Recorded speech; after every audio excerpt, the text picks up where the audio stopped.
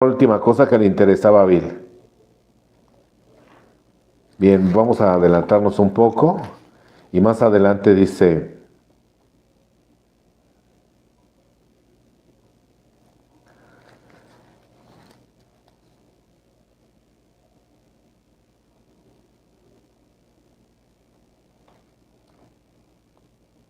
aquí cuenta la historia de Evi.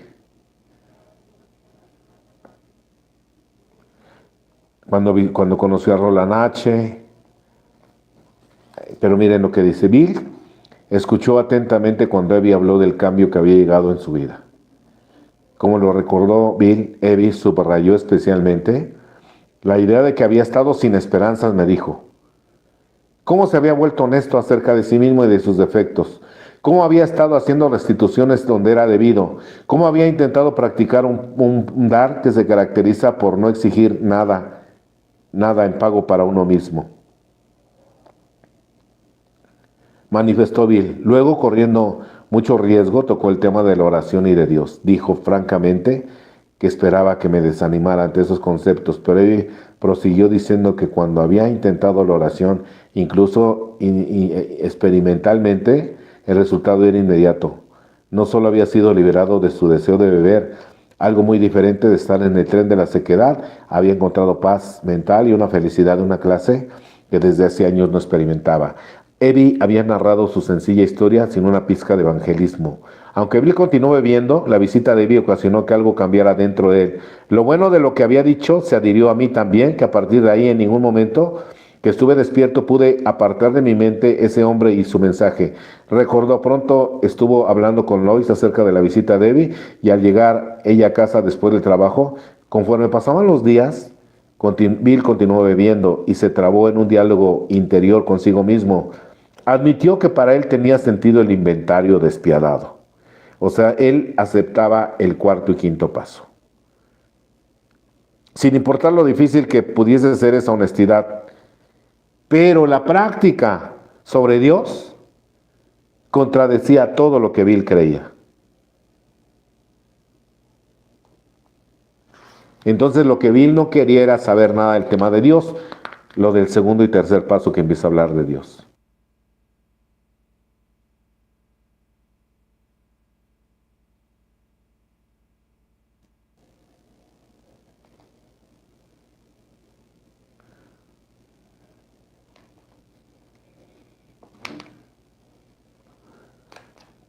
Bien. Más adelante, fíjense lo que dice. Al desvanecerse los efectos del alcohol, seguimos en el capítulo 5, tal como transmítelo, perdón. Al desvanecerse los efectos del alcohol no había sido una de sus peores borracheras continuas. Cayó en la depresión profunda y en la rebelión. Fíjese lo que decía Bill. Quería la sobriedad que había encontrado Evi, pero no podía creer en el Dios del que éste le había hablado. No podía creer en el Dios que éste le había hablado, lo que dice el segundo paso.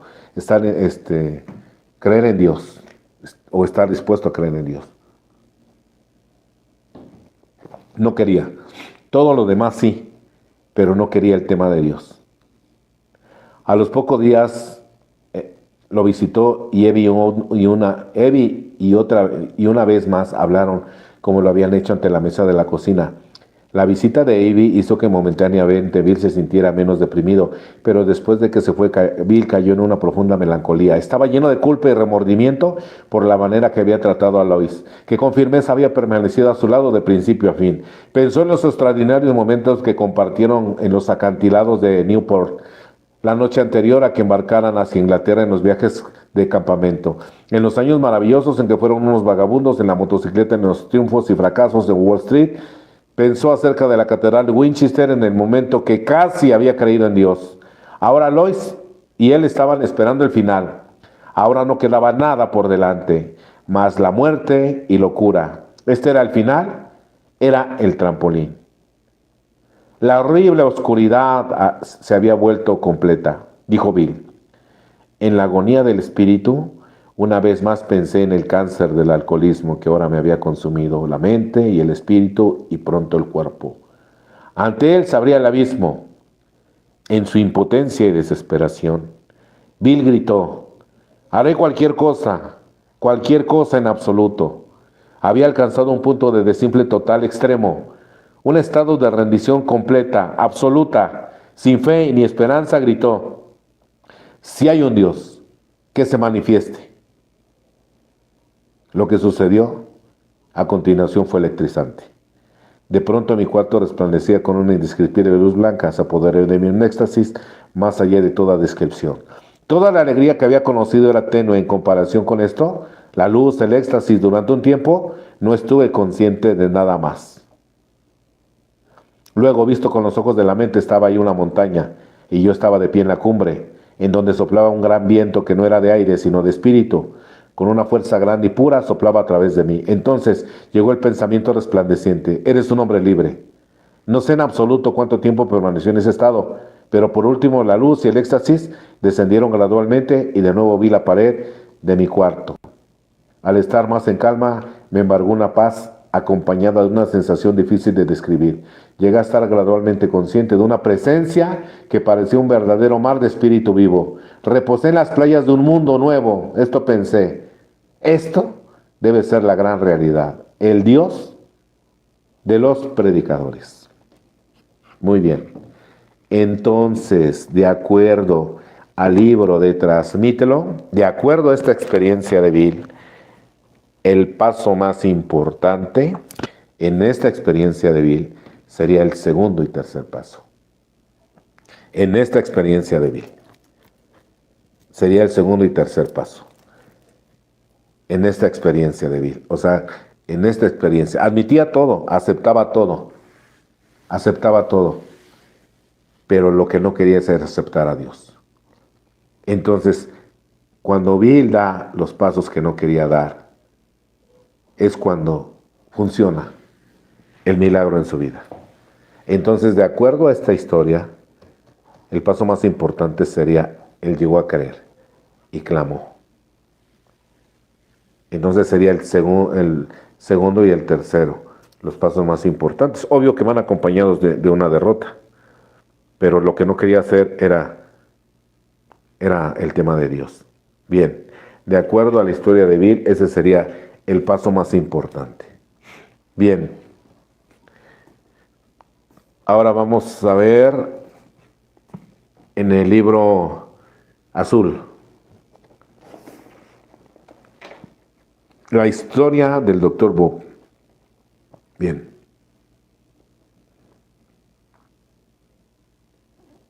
Bien, vamos a ver.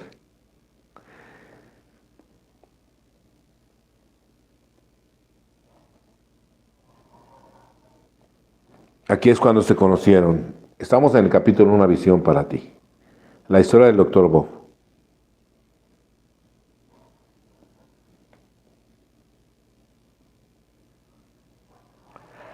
Su llamada al clérigo lo llevó finalmente a cierto residente de la población, el cual, aunque había sido un hombre capaz y respetado, estaba entonces acercándose al punto más bajo de la desesperación alcohólica.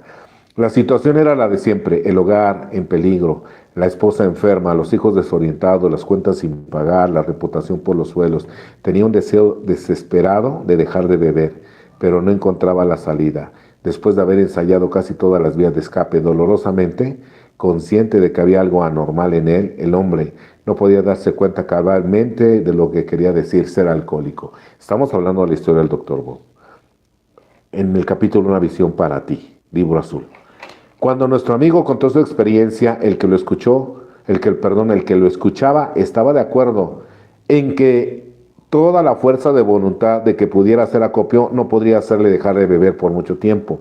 Convino que era absolutamente necesario tener una experiencia espiritual, pero que sobre la base que se sugería parecía demasiado el precio alto que había de pagar. ¿A qué se refería el Dr. Bob? ¿Qué es lo que no quería hacer el Dr. Bob? El Dr. Bob estuvo de acuerdo en todo. No tenía problema en hacer todo, excepto en alguna parte del programa. ¿Y cuál era? Habló de cómo vivía constantemente preocupado por aquellos que podían enterarse de su alcoholismo. Tenía, por supuesto, la muy conocida obsesión alcohólica de que pocos estaban enterados de su manera de beber, porque sostenía que había de perder lo que le quedaba de su negocio solamente para acarrear aún más sufrimiento a su familia. Al admitir estúpidamente su apuro ante personas con las que ganaba su subsistencia, dijo que él haría cualquier cosa, menos eso, menos eso, menos eso. ¿A qué se refería en esa parte de reparación de daños? No quería hacer esa parte. Todo no tenía problema en hacerlo, pero esa parte no la quiso hacer. Y no la hizo. No la hizo hasta este momento. Pero como se quedó intrigado, invitó a su casa a nuestro amigo algún tiempo después. Y justamente cuando cree que estaba logrando un control en su consumo de licor, pescó una tremenda borrachera. Para él, esta fue la que puso fin a todas sus borracheras. Se dio cuenta que tendría que enfrentarse a todos sus problemas con toda sinceridad para que Dios pudiera concederle el dominio necesario. Una mañana agarró al toro por los cuernos y empezó a decirles a todos, a quienes temía, cuál era el mal que padecía. Se sorprendió de lo bien que fue recibido y se enteró mucho de lo mucho que sabían que bebía. Se subió a su coche e hizo un recorrido de las personas a quienes había perjudicado. Estaba reparando daños. Temblaba mientras iba del uno a otro porque eso podía significar su ruina, especialmente tratándose de alguna persona dedicada a la misma actividad que él. A medianoche regresó a casa exhausto, pero muy feliz. Desde entonces no ha bebido ninguna copa. El doctor Bob. Entonces el doctor Bob lo que no quería hacer era reparación de daño. No tenía problema con ninguno de los demás. No tuvo problema, pero lo que no quiso hacer es reparación de daño. Entonces, para dejar de beber, se dio cuenta que tenía que hacer lo que no quería hacer. ¿Y cuál era? Bueno, ya tenía una lista, obvio. Lo que no quería hacer era noveno paso. Reparaciones directas y que la gente se enterara de cuál era el paso más importante. Todos son importantes, no, o sea que no queremos decir que uno sea más importante que otro, pero para el doctor Bob, el paso que le dio la sobriedad, o sea, el paso que no quería dar, era el noveno paso. Y cuando lo dio, nunca más volvió a beber, hasta su muerte, nunca volvió a beber. Entonces, para Bill fue el segundo y tercer paso, los pasos que no quería dar. Para el doctor Bob, el noveno paso que no quería dar. Y cuando lo dio, después de su recaída, que se dio cuenta que si quería dejar de beber, tenía que reparar daños directamente, fue lo primero que hizo. Y nunca más volvió a beber. Entonces, para el doctor Bob, el paso más importante fue el noveno paso. Bien. Ahora vamos con el alcohólico número 3. Vamos a ver.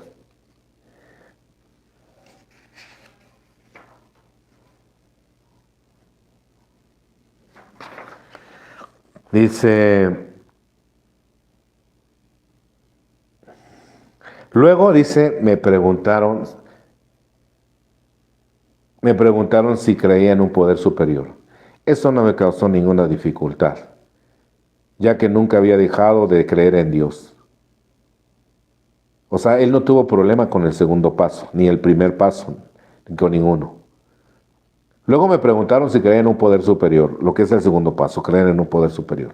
Eso no me costó ninguna dificultad, ya que nunca había dejado de creer en Dios y había tratado repetidamente de conseguir su ayuda sin lograrlo. Luego me preguntaron si estaría dispuesto a recurrir a este poder para pedir ayuda tranquila y sin reserva. Me dejaron para que reflexionara sobre eso. y me quedé echado en mi cama del hospital. Pensando en mi vida pasada y repasándola, pensé en lo que el alcohol me había hecho, en las oportunidades que había perdido, en los talentos que me había dado y en cómo los había malgastado. Y finalmente llegué a la conclusión de que, aunque no deseara dejar de beber, debería desearlo y que estaba dispuesto a hacer cualquier cosa para dejarlo. Estaba dispuesto a admitir que había tocado fondo. Estaba dispuesto, o sea, el primer paso, estaba dispuesto. Que me había encontrado con algo con lo que no sabía enfrentarme solo. Así que después de meditar sobre esto y dándome cuenta de que la bebida me había costado, acudí a este poder superior que para mí era Dios. Sin reserva alguna, admití que yo era impotente ante el alcohol. Primer paso. No tuvo problema con el primer paso. Y que estaba dispuesto a hacer cualquier cosa para deshacerme de su problema. Admití, que estaba dispuesto de allí en adelante a entregar mi dirección a Dios. Cada día trataría de buscar su voluntad y de seguirla. Cada día trataría de seguir su voluntad y de seguirla, lo que dice el 11º paso. En vez de tratar de convencer a Dios de lo que yo pensaba que era lo mejor. Entonces, cuando ellos volvieron, se los dije. Uno de los hombres, creo que fue el doctor Bob, me preguntó, bueno, ¿quieres dejar de beber? Respondí, sí. Me gustaría dejarlo por lo menos durante 6 u 8 meses, hasta que pueda poner mi casa en orden y vuelva a ganarme el respeto de mi esposa y de algunos otros, arreglar mis finanzas, etc. Los dos con esto se echaron a reír de buena gana y me dijeron, sería mejor de lo que has estado haciendo, ¿verdad? Lo que era por supuesto la verdad, y me dijeron, tenemos malas noticias para ti. A nosotros nos parecieron malas noticias, a ti probablemente te la parecerán también. Aunque hayan pasado 6 días, meses o años desde que tomaste tu último trago, si te tomas 1 o 2 copas acabarás atado a la cama en el hospital como has estado durante los 6 meses pasados. Eres un alcohólico. Que recuerde yo, esta fue la primera vez que presté atención a aquella palabra. Me imaginaba que era simplemente un borracho. Y ellos me dijeron, no, sufres una enfermedad y no importa cuánto tiempo pases sin beber. Después de tomarte 1 o 2 tragos, te encontrarás como estás ahora. En aquel entonces esa noticia fue verdaderamente desalentadora. Enseguida me preguntaron, ¿puedes dejar de beber durante 24 horas, verdad? Le respondí, sí, cualquiera puede dejarlo. Durante 24 horas me dijeron, de esto precisamente hablamos. 24 horas cada vez. Esto me quitó un peso de encima. Cada vez que comenzaba a pensar en la bebida, me imaginaba los largos años secos que me esperaban sin beber. Esta es la idea de las 24 horas y que la decisión dependiera de mí me ayudó mucho. Durante los siguientes 2 o 3 días, llegué por fin a la decisión de entregar a Dios, de entregar mi voluntad a Dios y de seguir el programa lo mejor que pudiera. El tercer paso. Entregar su vida y voluntad en manos de Dios, lo que marca el tercer paso. Sus palabras, sus acciones me habían infundido una cierta seguridad, aunque no estaba absolutamente seguro. No dudaba de que el programa funcionara, dudaba de que yo pudiera atenerme a él. Llegué no obstante a la conclusión de que estaba dispuesto a dedicar todos mis esfuerzos a hacerlo, con la gracia de Dios, o sea, con la ayuda de Dios. Y que deseaba hacerlo precisamente esto. En cuanto llegué a la decisión, sentí un gran alivio. Supe que tenía alguien que me ayudaría, en el que podía confiar, que no me fallaría. Si pudiera pegarme a él y escuchar, conseguiría lo deseado. Recuerdo que cuando los hombres volvieron, les dije, acudí a este poder y le dije que estoy dispuesto a anteponer su mundo a todo lo demás. Ya lo he hecho y estoy dispuesto a hacerlo otra vez ante ustedes, a decirlo en cualquier sitio, en cualquier parte del mundo, de aquí en adelante, sin tener vergüenza. Y esto, como he dicho, me deparó mucha seguridad. Parecía quitarme una gran parte de mi carga.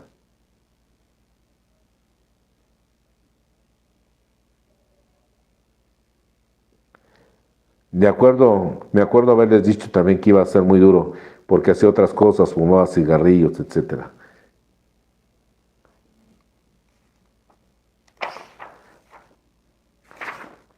Salió del hospital, igual tampoco volvió a beber. Entonces, en esta parte, él lo que le costaba trabajo es poner su vida y voluntad en manos de Dios.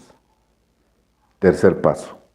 Entonces ya vimos que Bill, el paso que no quería dar era el primero, y fue, el segundo y tercer paso, y fueron los más importantes para su recuperación. Todos los pasos van acompañados de una derrota, el primer paso, obvio, si no, no los daría, pero estamos viendo lo que no querían hacer. El doctor Bob lo que no quería hacer era noveno paso, ver la gente de frente y decirle lo que había pasado y que se pusieran al tanto de lo que ya todos sabían. El tercer alcohólico Vilde lo que no quería era, lo que le costaba trabajo era poner su vida y voluntad en manos de Dios. Y cuando lo puso nunca más volvió a beber.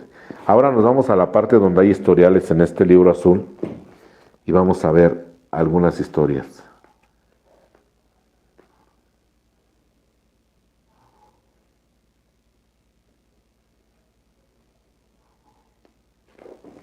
Bien, esta historia se llama La Montaña Rusa. La Montaña Rusa se llama la cuarta. Dice, creía poder dominar los frenéticos altibajos de la vida hasta verse precipitado sin recursos hacia la última parranda, pero la providencia le tenía reservado otro destino. Bien. Y nos vamos a brincar un poco. Esta es una historia de un compañero de Puerto Rico. Bien. ¿Qué es lo que no quería hacer él? ¿Qué pasó? ¿Qué pasos o qué paso no quería dar?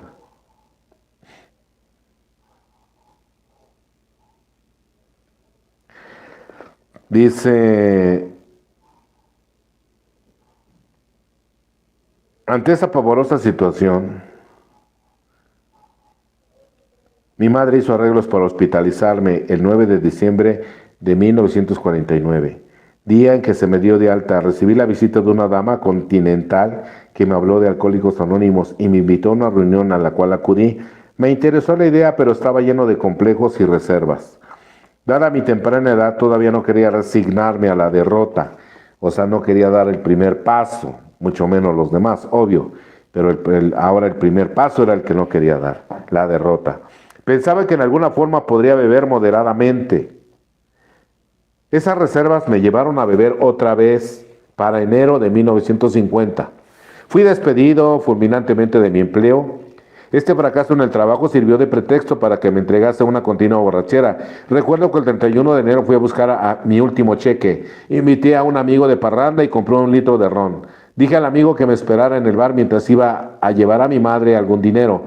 Ella al verme me imploraba que no continuase ingiriendo licor, asegurándome de que estaba destruyendo mi vida y amargando. Al fin no hice caso. Y no volví al lugar hasta que no me sentí totalmente borracho, exhausto y semi-inconsciente.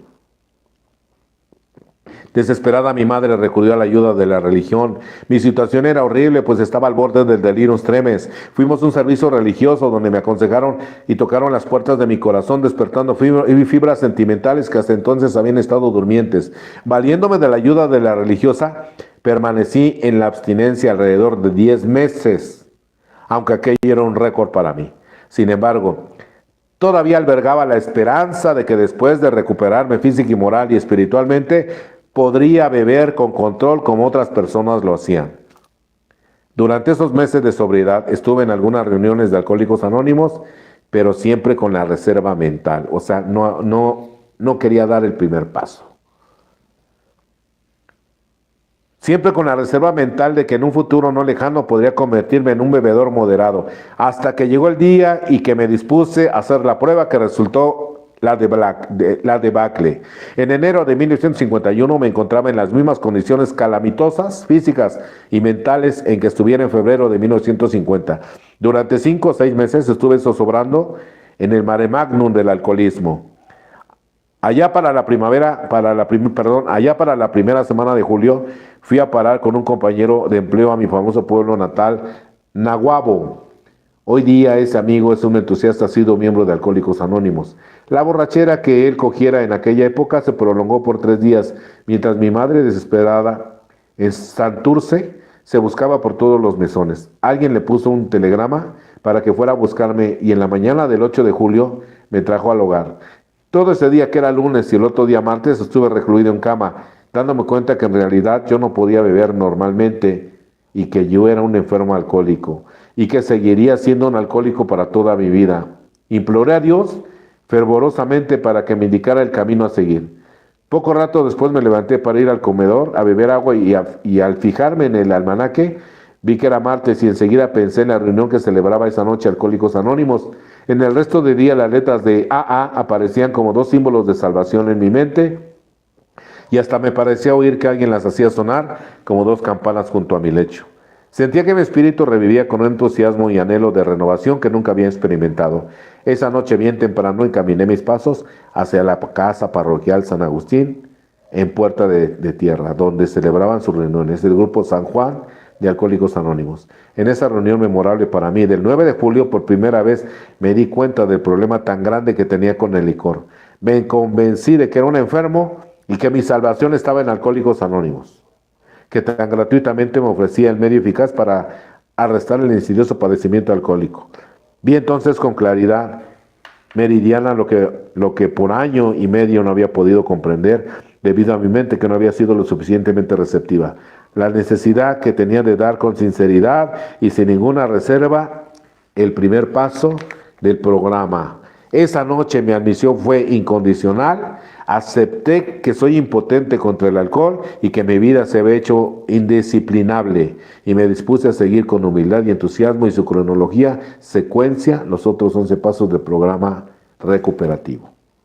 Bien, este compañero lo que no quería dar era el primer paso. El primer paso. Entonces ya vimos, Bill no quería saber nada de Dios, lo que se refiere al paso 2 y 3. El doctor Bob no quería nada de saber de las reparaciones directas del 9º paso, y fue lo que hizo y no volvió a beber. Bill clamó a Dios, creyó en Dios y no volvió a beber. El tercer alcohólico le costaba un poco de trabajo poner su vida y voluntad en manos de Dios, el paso 3, y cuando lo hizo, nunca más volvió a beber. Obvio que acompañado de todo el programa, pero el paso que no quería dar. Este compañero no quería dar el primer paso. Por eso no podía dejar de beber. Bien. Más adelante tenemos otra historia de otros compañeros. Se titula "Podía aguantar mucho bebiendo", es el 5.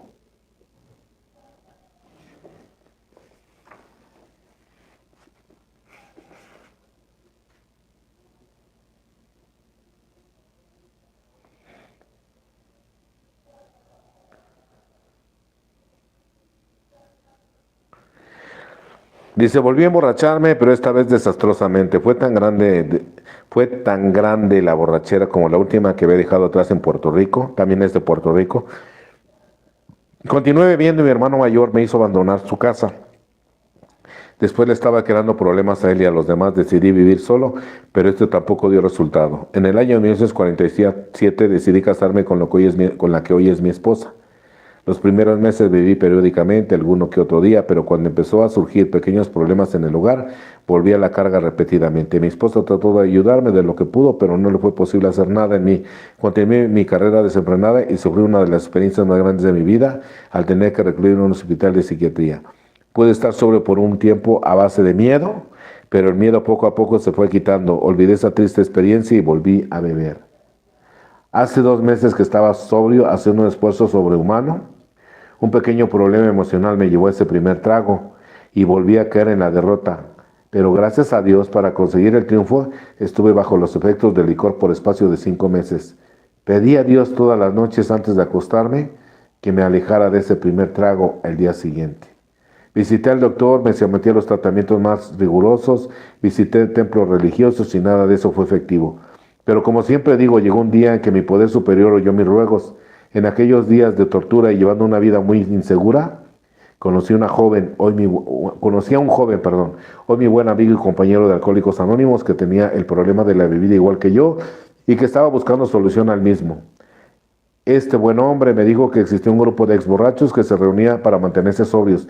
Todas las semanas me sorprendió mucho oír que se trataba de exborrachos que se reunían para resolver sus propios problemas. Pero decidí visitarlos. Era viernes 17 de marzo de 1950. La fecha que marcó ese mi poder superior para que yo empezara una nueva vida. Nunca podré olvidar aquella noche. Entré a aquel pequeño salón lleno de complejos, de rencores, de miedo. Estaba muy nervioso.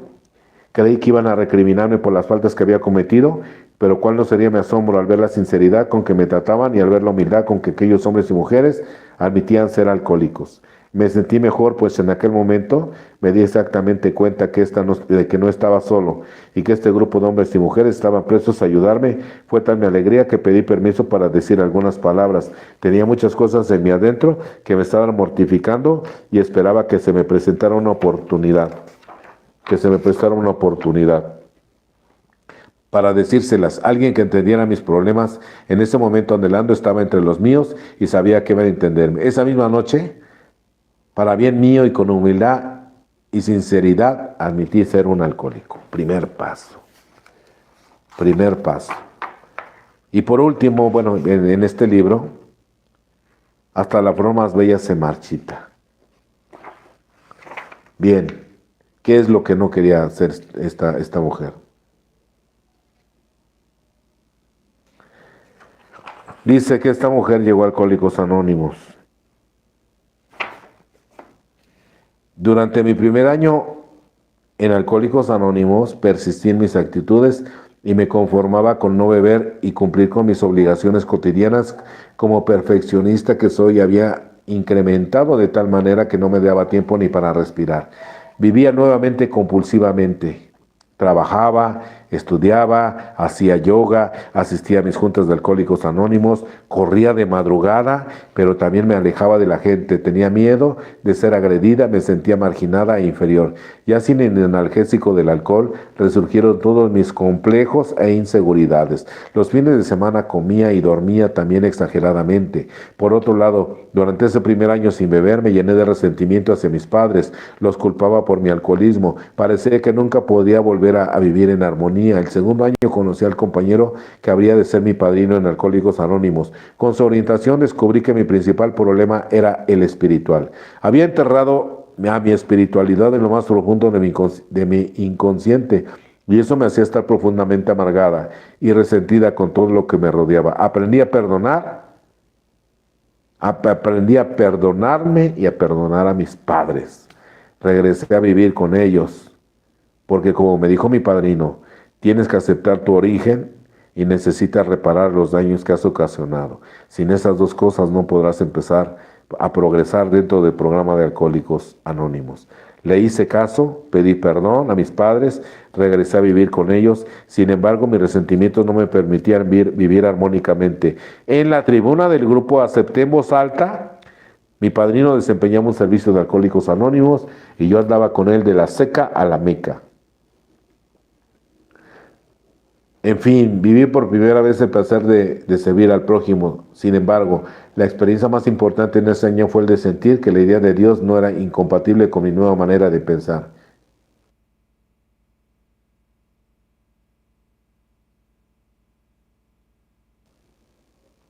En ese año aterricé de un largo viaje, volvía del mundo de la locura. Un poder superior me devolvió el sano juicio y conocí al fin una existencia equilibrada. Al tercer año de mi nueva vida, la relación con mis padres y mis parientes en general mejoró mucho. Emprendí el viaje hacia el conocimiento de mí misma paralelamente a la aceptación de mis carencias.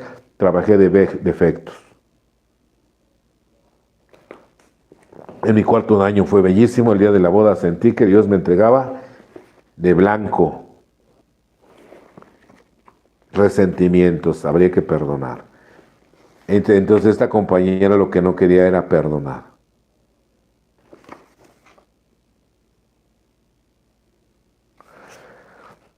Y esta otra experiencia, mire, dice, al principiar la sesión preguntaron, ¿hay alguna persona que nos visite por primera ocasión para saber qué es Alcohólicos Anónimos? 2 personas se pusieron de pie, pero yo no. Luego hablaron varios de los asistentes y me impactaron las palabras que pronunciaron: honradez, sinceridad, integridad. Volví y durante 6 meses, sin faltar un solo día, me mantuve asistiendo sin participar. Entonces lo que no quería hacer esta persona es subir a la tribuna. Cuando nosotros subimos a la tribuna, es como hacer un mini quinto paso. como un mini quinto paso. Me concretaba saludar y escuchar. Con este tiempo sin beber, creí equivocadamente que había aprendido suficiente como para beber sin daño alguno. Bebí de nuevo y trágicamente comprobé que mi enfermedad era irreversible y que era un loco temible. De la manera más triste, en plena ebriedad, insulté a mi padre, le reclamé porque nunca tuviste el valor de frenarme en mi forma de beber cuando era tiempo, le gritaba. Eres el culpable de mi situación, tienes que darme de beber.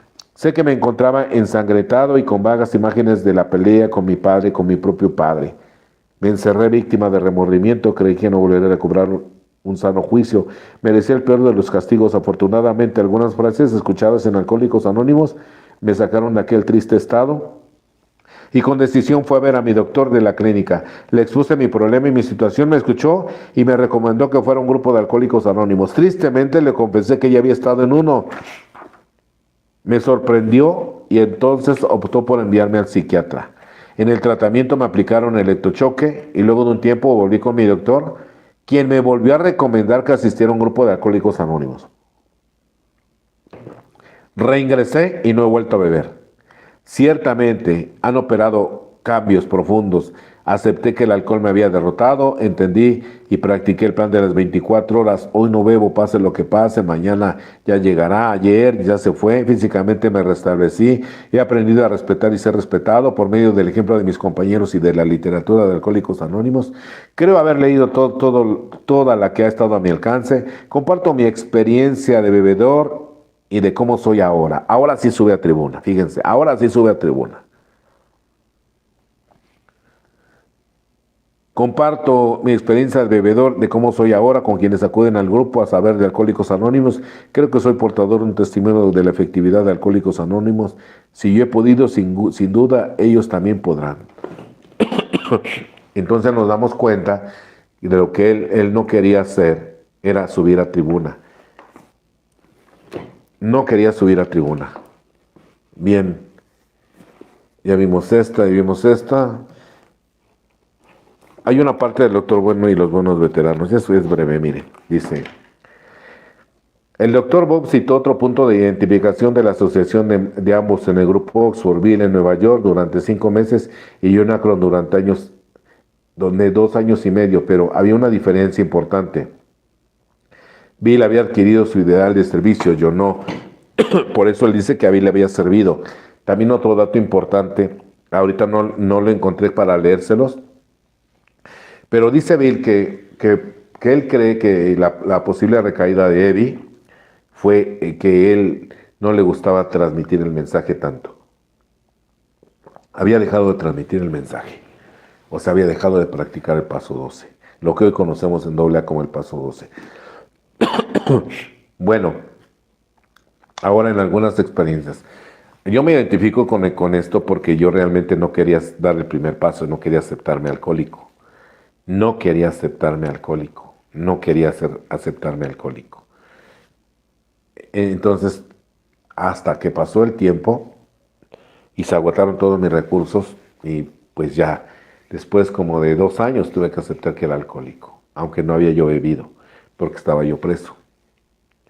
Bien, en un compañero que estaba en una junta de estudio. En esa junta de estudio, pues es un taller de pasos donde se trata de que en un transcurso de 2 meses se sepan dar los 12 pasos. Y en esa parte habíamos estado ya en lo que es el cuarto y el quinto paso, para lo cual se habían dado 2 semanas. 2 semanas para que los compañeros que estaban en el taller de pasos tuvieran 2 semanas para hacer un quinto paso. Tenían 2 semanas. Y uno de estos, bueno, ya cuando regresamos de las 2 semanas a nuestras sesiones ya habían hecho el quinto paso, uno de los compañeros asistentes que nunca participaba, por primera vez levantó su mano. Yo pensé que era para preguntar algo, pero no fue así. Él levantó la mano y se presentó, dijo su nombre. Y se supone que habíamos tenido 2 semanas para hacer quinto paso, o sea, para confesar. Este compañero no había podido dejar de beber y de drogarse. Aunque estaba en el grupo había recaído y tenía recaídas. Y en esta ocasión levanta la mano y dice su nombre y dice, y compañeros, y también quiero confesar algo que nunca había confesado en mi vida. También soy homosexual. Estoy casado, tengo hijos y nadie sabía esto que confesé por primera vez en la vida. Ya lo avisé a mi familia, hablé con mis hijos, hablé con mis padres, les dije esta verdad que le estoy confesando a ustedes. Y también le dije a la que es mi esposa que soy homosexual. Con ella nos vamos a divorciar. Mis hijos me comprendieron, pero este compañero no volvió a beber. O sea, el paso más importante para su recuperación fue el quinto paso, porque no lo quería dar. O sea, con nosotros no tuvo problema, no tuvo problema, no tuvo problema, no tuvo problema, no tuvo problema, pero el paso que no quería dar era el quinto, la confesión. Y el día que lo dio, encontró la libertad, así como cada uno de los de la historia que encontraron la libertad. Entonces, no es hacer algunos pasos más importantes que lo otro. Quiero que quede, que entendamos que el paso más importante es el paso que no quiero dar. El paso que he omitido durante toda mi rehabilitación. Ese viene siendo el paso más importante para cada uno de nosotros. A lo mejor es el paso 12, a lo mejor es el paso 9, a lo mejor es el paso 5, a lo mejor es la derrota, a lo mejor es el paso 2, 3. ¿Cuál es el paso que yo no quiero dar? Porque ese es el paso más importante, el que yo no quiero dar. Porque si he tenido recaídas es porque ha habido algo que no he querido hacer, como lo muestra la historia de cada uno de nuestros pioneros. ¿Qué es lo que yo no quería hacer? ¿Qué es lo que yo no quería hacer? Y ahí está la clave. Ahí está la clave. Por eso en esta casa de rehabilitación, lo que sabemos que necesita hacer el interno es lo que no quiere hacer. Por ejemplo, hay internos que dicen, no, eso yo de escribir, no, yo no. Entonces nos damos cuenta que él necesita escribir. Otro no quiere reparar daños. No, es que eso de reparar daños a mí no se me da, que no sé qué. Lo que tiene que hacer es reparar daños. Albergan en su mente volver a beber, entonces nos damos cuenta que tenemos que trabajar en su derrota. Entonces el paso más importante, de acuerdo a nuestra literatura, como ya vimos, es el paso que no queremos dar. Ese se va a convertir en el paso más importante en cada caso en particular. ¿Cuál es el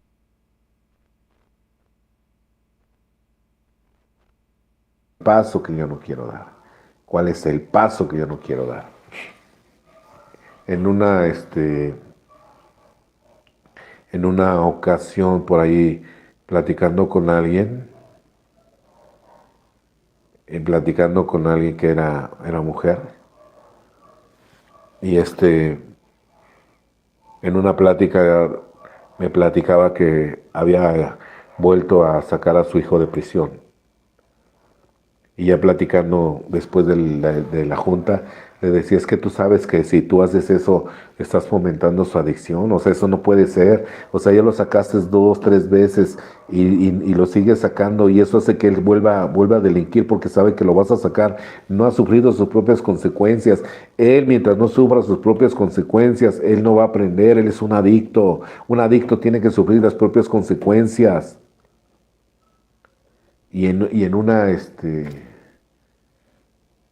no arranque, en un par de palabras, le dije, pareciera como si hubieras tenido, en otras palabras se lo dije, palabras más fuertes, pareciera que como si ya tuvieras tenido algo que ver con tu hijo. pero se lo dije en otras palabras, más fuertes. Cuando le dije eso, me volvió a ver con una cara así como de sorprendida, así como cuando eres sorprendido, así se quedó. Y cuando se quedó así, yo dije, a ver, a ver, a ver, a ver, a ver. ¿Has tenido algo que ver con tu hijo? Y empezó a llorar. Empezó a llorar. Y me dijo, sí, sí. Un día llegó bien drogado y me agarró y me forzó.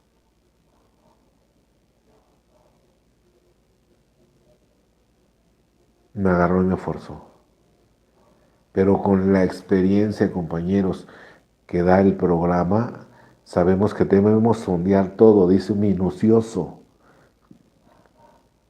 Entonces le dije, ¿realmente, realmente, él te obligó?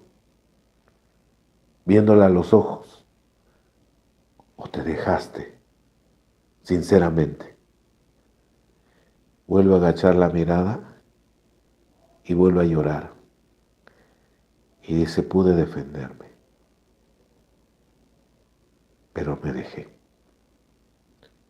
Me dejé. Llorando. Me dice esto, yo he escrito y nunca he confesado esta parte. Nunca he confesado esta parte.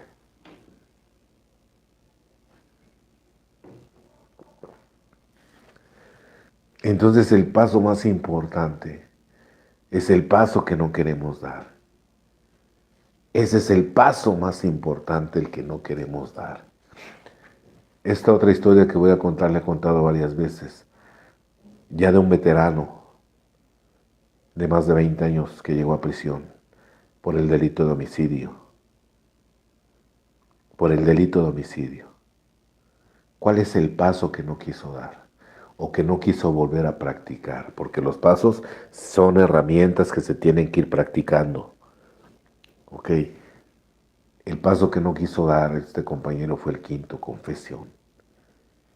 Descubre que su esposa lo engaña. Año y medio antes de matarla, descubre que su esposa lo engaña. Año y medio antes. Y se queda callado. Imagínense, nosotros somos enfermos emocionales. Imagínate imagínate esa situación gravísima, emocionalmente hablando. No podía haber sido callada. Él tendría que haber buscado confesión, quinto paso con alguien de su confianza. Se lo guardó. Después se enteró que con su hermano. Después se enteró que probablemente los hijos eran del hermano. Después se enteró que no solamente andaba con el hermano, sino había otras personas más, otros hombres más. Después se empiezan a discutir constantemente, peleas, peleas, peleas, y de repente la mujer lo ofendía en lo que más le pega a un hombre, decirle que ni para eso servía.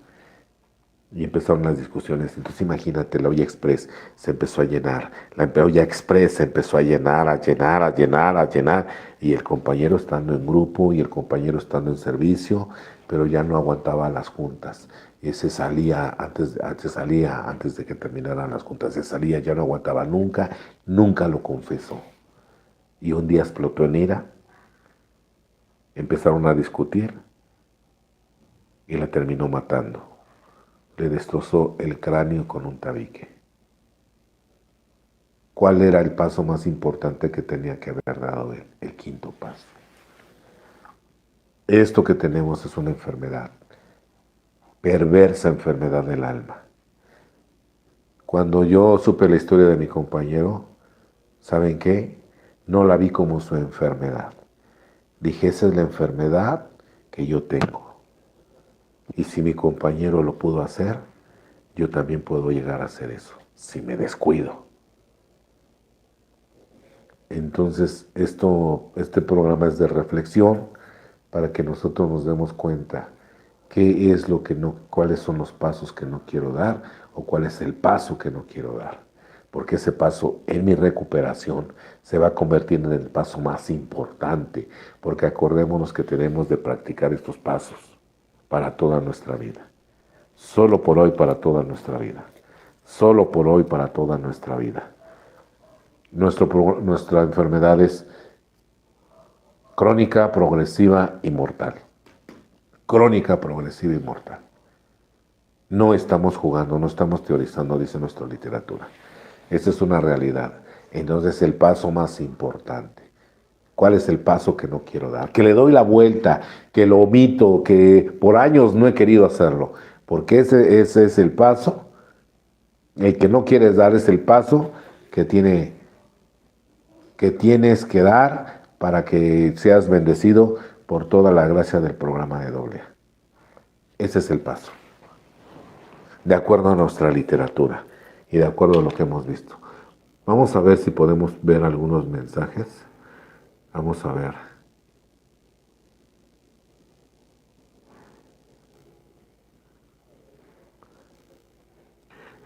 Rafael Paredes, buenas noches. Hola Rafael Paredes, ¿cómo estás? Judith Martel, buenas noches Víctor, un placer escucharte, abrazos desde Puebla. Dios te siga bendiciendo para seguir compartiendo tus conocimientos y tu experiencia. Gloria Cabrera, presente de Ciudad de México, saludos para todos. Gracias, gracias, gracias. Bien, entonces, el paso que no queremos dar. Rafael Paredes, saludos de Ciudad de México, qué importante es no descuidarnos y seguir en nuestro tratamiento, así es. Tenemos una enfermedad crónica que es para toda la vida, entonces el tratamiento es para toda la vida. No podemos descuidar, dice la literatura, no podemos dormirnos en nuestros laureles. Tenemos que hacer lo que no queremos hacer. Y ahí vamos a encontrar la bendición y la gracia de Dios. Pues bien, nos vamos preparando para despedirnos. Agradecemos a las gentes que se conectaron, los invitamos a que compartan nuestros videos, los invitamos a que nos sigan escuchando y viendo cada martes 8:30 de la noche en vivo. Desde aquí reciban saludos desde Cuernavaca, la ciudad de la eterna primavera. Estamos aquí muy cerca de Cuernavaca. Bien, reciban saludos, nos despedimos de Visión Colectiva Radio, Daniel López, del equipo de Visión Colectiva. Buenas noches, nos despedimos desde esta casa de rehabilitación La Fortaleza de Sion, una casa de rehabilitación para adicciones. La modalidad es la que se ocupaba dentro del sistema penitenciario de la Ciudad de México. Elba, saludos desde Tinguintín, Michoacán, bendiciones. Gracias, Elba. Elba Tinoco, gracias. Nos despedimos, reciban saludos de la Casa de Rehabilitación La Fortaleza de Sion. En este mes cumplimos cuatro años ya, de gracias a estar aquí sirviendo y funcionando dentro de estas instalaciones. Pues bien, nos despedimos. Cualquier informe de esta Casa de Rehabilitación a mi teléfono particular.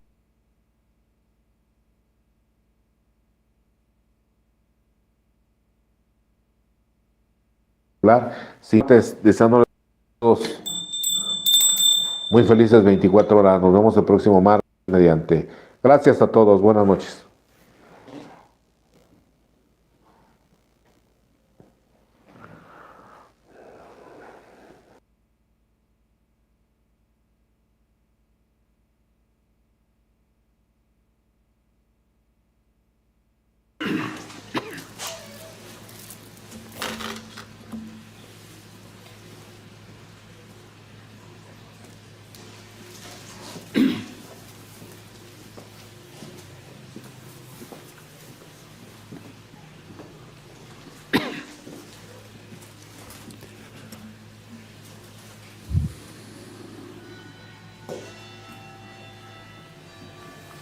Queridos hermanos, nos disponemos a rezar el Santo Rosario en lengua española, en el nombre del Padre, y del Hijo, y del Espíritu Santo. Amén.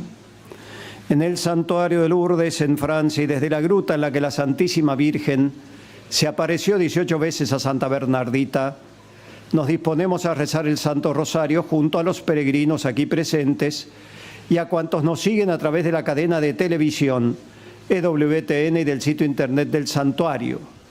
Ponemos en manos de la Virgen las intenciones de cuantos se nos han encomendado y de quienes nos las han hecho llegar por internet o por teléfono y que están en esta caja que depositamos ahora sobre el altar.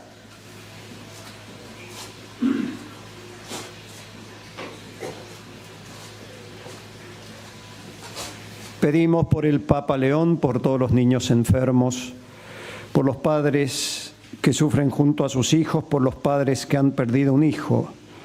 Pedimos especialmente por las víctimas y las familias del accidente